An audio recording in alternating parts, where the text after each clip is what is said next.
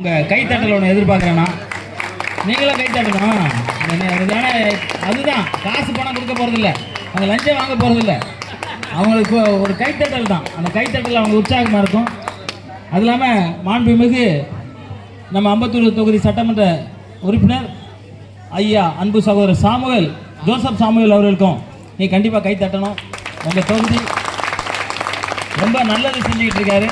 அந்த மாதிரி நல்ல மனிதர்கள் மீண்டும் மீண்டும் தேய்ச்சி நம்மளை நல்லபடியாக ஆளணும். ஆனால் அடுத்த வாட்டி ஒரு அண்ணன் வந்து மினிஸ்டர் ஆகணும்னு நான் அந்த மேடையில் வேண்டுறேன். நான் சித்தர் வழிபாட்டில் இருக்கேன். அடுத்த வாட்டி அண்ணன் வந்து மினிஸ்டர் ஆவார், நான் வந்து பார்ப்பேன். இதே மாதிரி தான் வந்து நம்ம தாம அன்பரசன் எம்எல்ஏ இருக்கும்போது எங்கள் வீட்டுக்கு வந்தார்.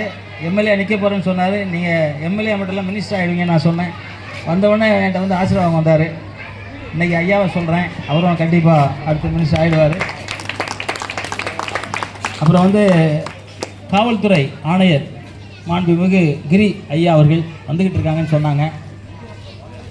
வந்துட்டுருக்காங்க. அதே மாதிரி மாண்புமிகு பிகே மூர்த்தி அவர்கள், அவர் மாண்புமிகு இ கனகராஜ் உதவி கமிஷன் உளவு பிரிவு ஆவடி காவல் நிலையம் ஐயா அவர்கள், கதிரேசன் அவர்கள்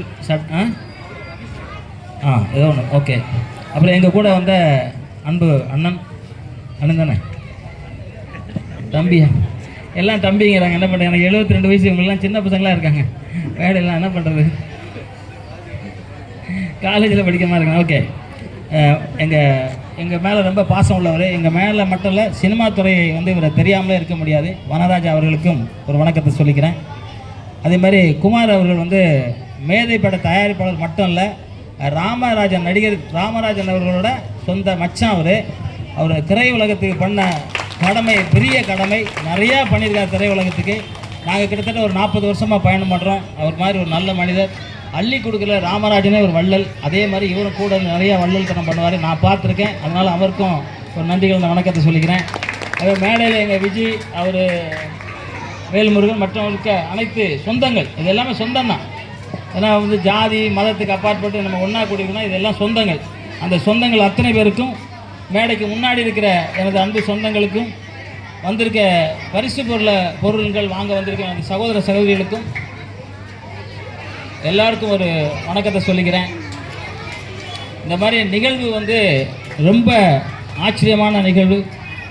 எல்லாருக்கும் கொடுத்து வாழணும் அப்படின்னு சொல்கிறதெல்லாம் பெரிய விஷயம். எனக்கு வந்து நான் புரட்சித் தலைவர் எம்ஜிஆர் வீட்டில் தான் இருந்தேன். அவர் தான் அந்த சினிமா கூட்டிகிட்டு வந்தார். அதுக்கப்புறம் கேப்டன் விஜயகாந்த் வந்து 1977 என்னோட ஸ்டூடெண்ட். அவர் வந்து சொல்லுவார், கொடுத்து வாழணும் தங்கம் அப்படின்னு சொல்லுவார். மிருகம் மட்டும்தான் எடுத்து வாழும், மனிதன் கொடுத்து வாழும் அப்படின்னு சொன்னார். அந்த கொடுத்து வாழ்கிற இந்த அம்பத்தூர் தமிழ்நாடு லஞ்ச ஒழிப்பு விழிப்புணர்வு சங்கத்துக்கு உண்மையிலே ரொம்ப சந்தோஷமாக இருக்குது. கொடுத்து வாழணும்னு நினைக்கிறாங்க. அவங்களும் அவங்க குடும்பமும் நல்லா இருக்கணும், அவங்க சார்ந்தவங்க நல்லா இருக்கணும். என்ன ஒரு பிறவி எடுத்தாலும் அந்த பிறவியை நல்ல பிறவி அவங்களுக்கு எல்லாரும் வரணும்னு வேண்டிக்கிறேன். அதே மாதிரி மேடைக்கு முன்னாடி இருக்க எனது அன்பு சகோதரிகளுக்கும், அக்காமார்களுக்கும், மேக்சிமம் அக்காமார் தான் இருப்பாங்க, தங்கைமார்களுக்கும் நன்றிகளை வணக்கம் சொல்லிக்கிட்டு, நீங்கள் எல்லோரும் உங்கள் உடம்பை நல்லா வச்சுக்கணும். உங்களை எல்லாருக்கும் யாரை பிடிக்கும், யாரை பிடிக்கும் ஏதாவது சொல்லுங்கள். யாரை பிடிக்கும்? அரே வாத்தியாரா, டீச்சரா? விஜயா. விஜய். டேய், உங்கள் அம்மாவை பிடிக்கும்னு சொல்லிட்டா. முதல்ல உங்கள் அம்மாவை தானே பிடிக்கும். உங்கள் அம்மாவை பிடிக்கும். அம்மாங்கிறது யார் தெரியுமா?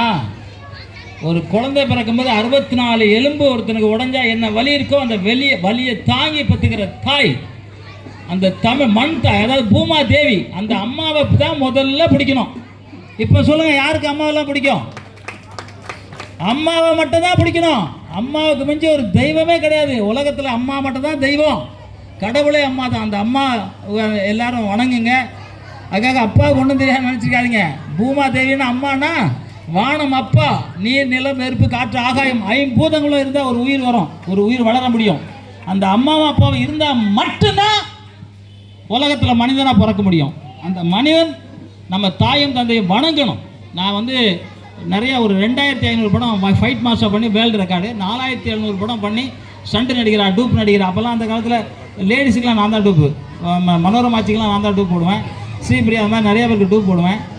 எல்லோரும் வந்து நான் அப்போ வந்து ஒரு ஹிந்தி படத்துக்கு போகும்போது தர்மேந்திரா, அவங்களுக்கு யாருக்கு தெரியுதுன்னு தெரியல, ஒரு பெரிய ஸ்டார்.